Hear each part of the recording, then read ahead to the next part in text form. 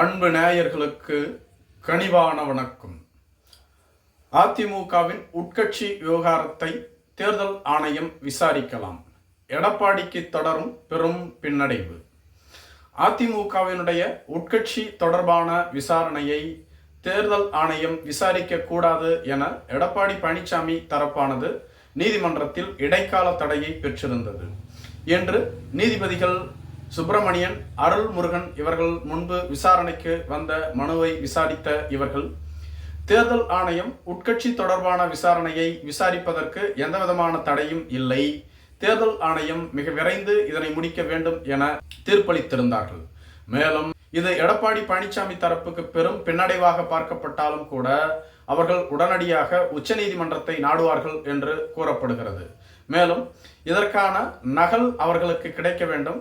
இந்த நகலை பெற்ற பின்புதான் உச்சநீதிமன்றத்தை நாட முடியும். இது மட்டும் இல்லாமல் நீதிபதி 15வது பாராவில் என்ன கூறியுள்ளார் என்பது குறித்து இதுவரையிலும் வெளியிடப்படவில்லை. இப்படிப்பட்ட சூழ்நிலையில் அடுத்த கட்ட நகர்வை குறித்து எடப்பாடி பழனிசாமி யோசித்து வருவதாக கூறப்படுகிறது. உச்சநீதிமன்றத்திற்கு செல்வதற்கு முதலில் நகல் வேண்டும். உச்சநீதிமன்றத்தில் எதை வைத்து வாதாடுவது என்பது குறித்து ஆலோசிக்கப்பட்டு வருவதாகவும் சொல்லப்படுகிறது. இதேபோன்று அதிமுகவிலிருந்து சசிகலா நீக்கப்பட்ட போது மெஜாரிட்டி ஓபிஎஸ் மற்றும் எடப்பாடியிடம்தான் இருந்தது. உங்களுக்கு பிரச்சனை என்றால் நீதிமன்றத்திற்கு செல்லுங்கள் எனதான் தேர்தல் ஆணையம் ஏற்கனவே அறிவித்திருந்தது. இதேபோன்று சிவசேனா கட்சியில் பிரச்சனை ஏற்பட்ட போது ஏக்நாத் ஷிண்டேவிடம் சட்டமன்ற உறுப்பினர்கள் மற்றும் கட்சியினுடைய பெரும்பான்மையான நிர்வாகிகள் இருந்ததால் ஏக்நாத் ஷிண்டேவுக்கு கட்சி வழங்கப்பட்டது. உத்தவ் தாக்கரே வெளியேற்றப்பட்டார். இதே போன்றுதான் சரத்பவார் கட்சியிலும் தேசியவாத காங்கிரஸ் கட்சிக்கும் நிகழ்ந்தது. இதேபோன்று முலாயம் சிங் யாதவினுடைய சமாஜ்வாதி கட்சிக்கும் நிகழ்ந்தது. அதாவது இந்த கட்சியில் யாருக்கு மெஜாரிட்டி உள்ளதோ அவர்கள் கட்சியை கைப்பற்றிக் கொள்ளலாம், மெஜாரிட்டி இல்லாதவர்கள் கட்சியில் தொடர முடியாது என்பதே இதற்கு முன்பு நீதிமன்றங்களால் வழங்கப்பட்ட ஆணையாகவும் தேர்தல் ஆணையத்தால் வழங்கப்பட்ட தீர்ப்பாகவும் இருந்து வருகிறது. இப்படிப்பட்ட சூழ்நிலையில் இதே ஒரு வாதம் அதிமுகவிற்கு பொருந்தும் என எடப்பாடி பழனிசாமி கருதுவதாக கூறப்படுகிறது.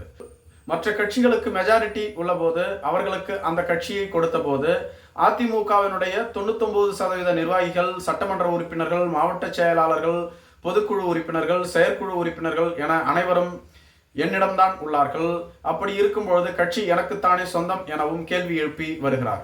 அது மட்டும் இல்லாமல் பொதுக்குழு செயற்குழுவின் மூலமாகத்தான் நான் கட்சியினுடைய பொதுச் செயலாளர் பதவியையும் பெற்றேன் என வாதிடுகிறார்.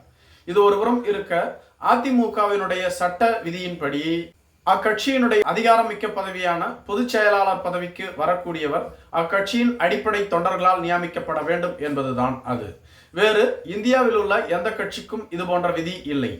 இது பணம் படைத்தவர்கள் பிற்காலத்தில் கட்சியை கைப்பற்றி விடுவார்கள் என்பதை உணர்ந்துதான் எம்ஜிஆர் அவர்கள் இது போன்று உருவாக்கினாரா என்ன என்று தெரியவில்லை.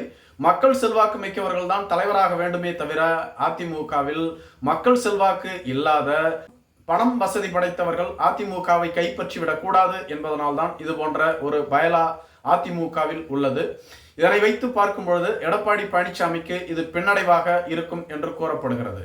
மேலும் Bangalore Pugazhendhi, KC Palaniswami, OPR, OPS போன்றவர்கள் தொடர்ந்த வழக்குகள் எடப்பாடி பழனிசாமிக்கு எதிராக வலிமையாக இல்லை என்றும் கூறப்படுகிறது. சூரியமூர்த்தியின் வழக்கு மட்டுமே எடப்பாடி பழனிசாமிக்கு எதிராக வலிமையாக உள்ளது என்றும் கூறப்படுகிறது.